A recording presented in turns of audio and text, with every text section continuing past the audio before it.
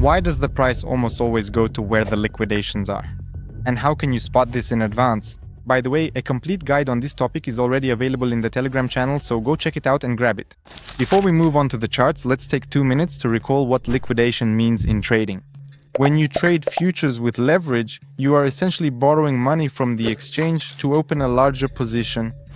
If the price moves against you and your collateral, meaning your margin, is no longer enough to cover the losses, the exchange forcibly closes your position. A long position is liquidated when the price drops sharply, while short positions are liquidated when the price surges suddenly.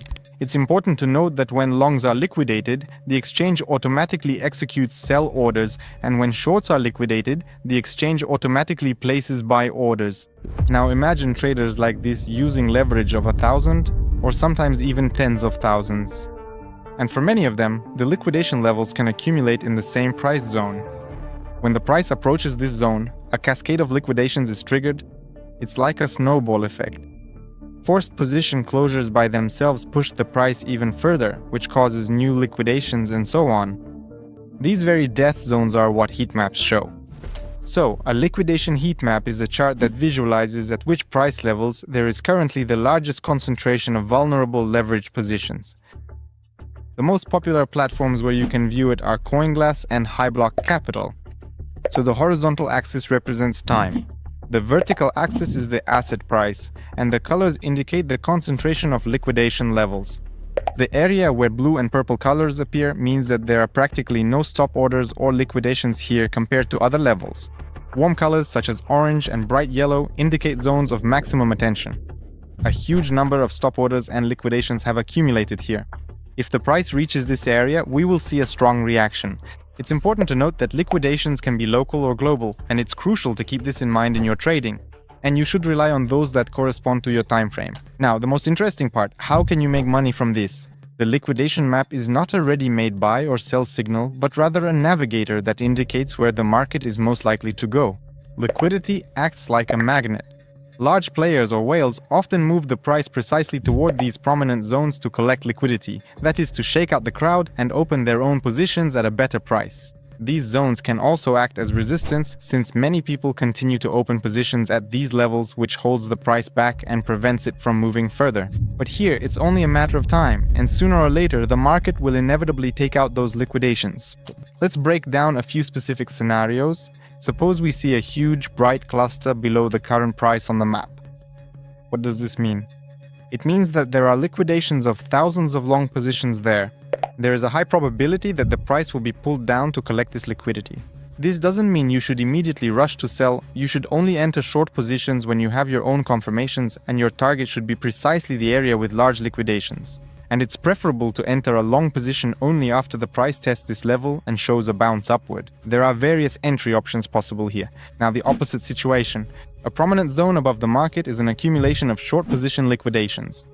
The market is highly likely to move toward this zone to take out the short sellers. If you are in a long position, this zone is your potential target for taking profits.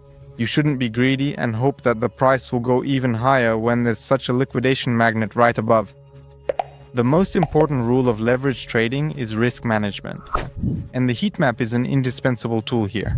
Never place your stop right in front of a bright liquidation zone. The market is highly likely to reach it in order to trigger your order and those of other traders, and only then will it reverse. Place your stop loss outside of this zone so that the price has room to move and you don't get stopped out by normal market noise. It is also advisable to reconsider your stop placement so that it isn't as obvious as everyone else's.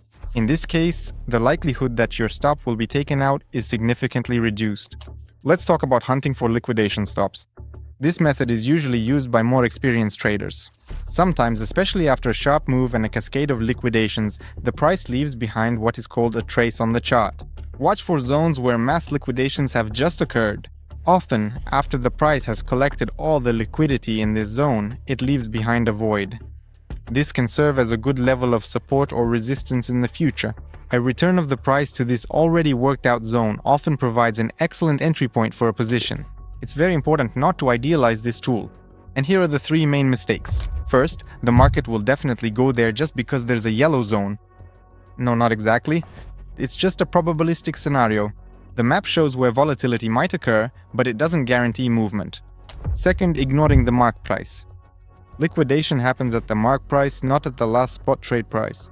That's why sometimes a candlestick on the chart can pierce the yellow zone, but a liquidation cascade doesn't happen because the mark price simply didn't reach that level. Third, using the map without context.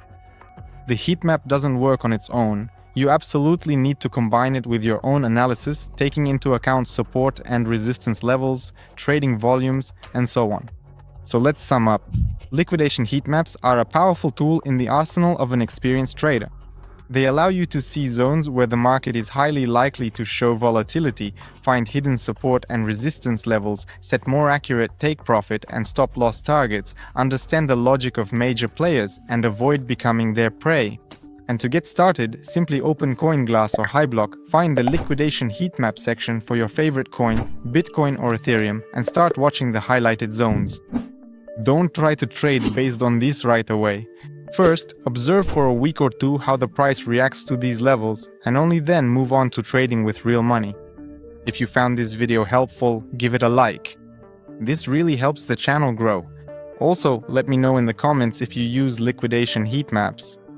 If you do, in what specific ways do you use them, and make sure that you subscribe to this channel so you never miss out on any new reviews of trading tools. And remember, it's not the smartest who win, but those who stick to the system.